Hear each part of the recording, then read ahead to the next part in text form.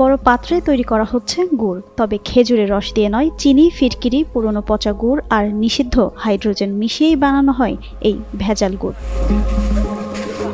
রাজবাড়ী পাংশায় এমনই এক ভেজাল গুড় তৈরির কারখানায় অভিযান চালিয়েছে বিশুদ্ধ খাদ্য আদালত। শনিবার বিকেলে পাংশা উপজেলার কাচারিপাড়া গ্রামের কামর দোজালি নামের এই কারখানায় অভিযান পরিচালনা করা হয়।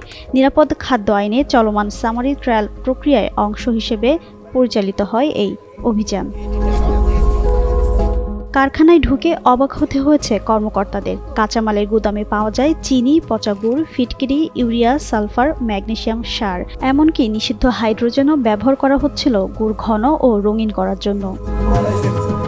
কারখানার পরিবেশও ছিল অস্বাস্থ্যকর। এসব রাসায়নিকের বড় অংশ ধ্বংস করা হয়, আর বিপুল পরিমাণ চিনি জব্দ করে আদালত। এসব অনিয়মের কারণে নিরাপদ খাদ্য আইন 2013 এর 23 ও 25 ধারায় নিয়মিত মামলা রুজু করা হয়েছে বিশুদ্ধ খাদ্য আদালতে।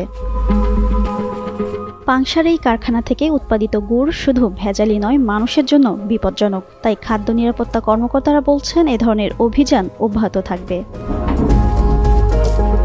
জিনাত আরা ঋতু, যুগান্তর নিউজ।